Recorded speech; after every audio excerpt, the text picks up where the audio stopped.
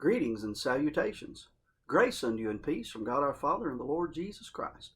This is Wesley Webb, pastor of the Grace Baptist Church in Greater Downtown Metropolitan McBee, South Carolina, and welcome to the Higher Grounds Podcast and today's morning minute meditation.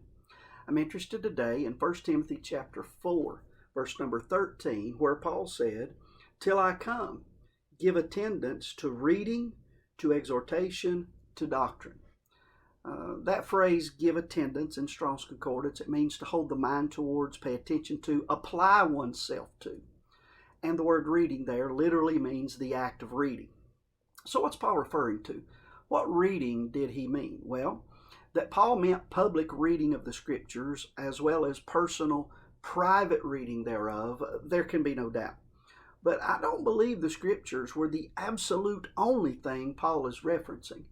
He said in 2 Timothy chapter 4, verse number 13, "The cloak that I left at Troas with Carpus, when thou comest, bring with thee, and the books, but especially the parchments." Maybe I'm wrong, but to me, Paul is making a distinction between the books and the parchments. In my mind, at least, the parchments were quite possibly copies of the Scriptures, while the books were, well, books.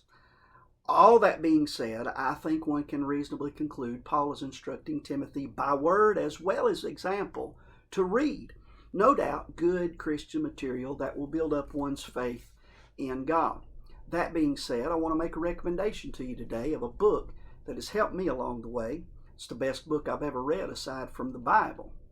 I was introduced to the author of this book on this Higher Grounds platform, as Brother Andy posts quotes from him all the time, and that is A.W. Tozier. The book that I'm recommending to you today is The Pursuit of God. Now, it's not about God pursuing us, but rather it's about the Christian pursuing God in a closer, more intimate walk and fellowship. Now, I've read this book through several times. I bought a copy for each family in our church. It doesn't read like a commentary. It's not a boring read. I have several copies of this book myself. I have a paperback copy that I loan out. Matter of fact, it's loaned out even now. I have this really old hardback copy, complete with dust cover. I'm not sure, but I think it may actually be a first edition. I have a hardback copy. It's Tozier's three most well-known writings: The Knowledge of the Holy, The Pursuit of God, and God's Pursuit of Man.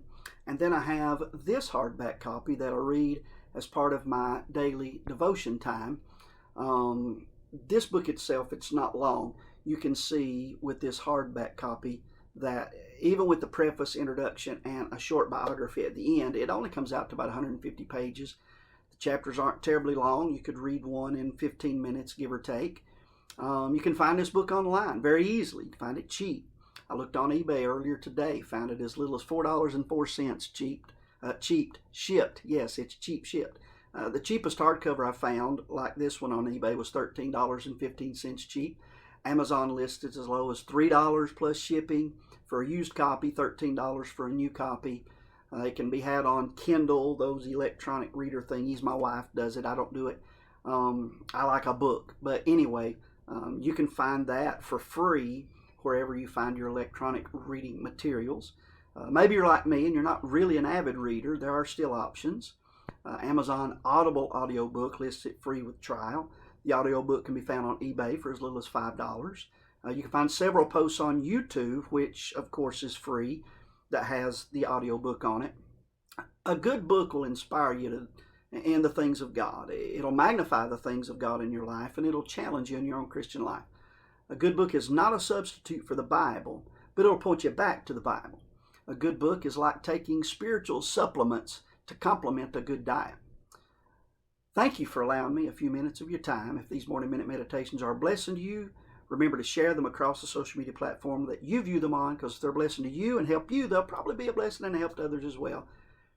That's all for today's morning minute meditation. Y'all have a great day, and remember, it is what it is.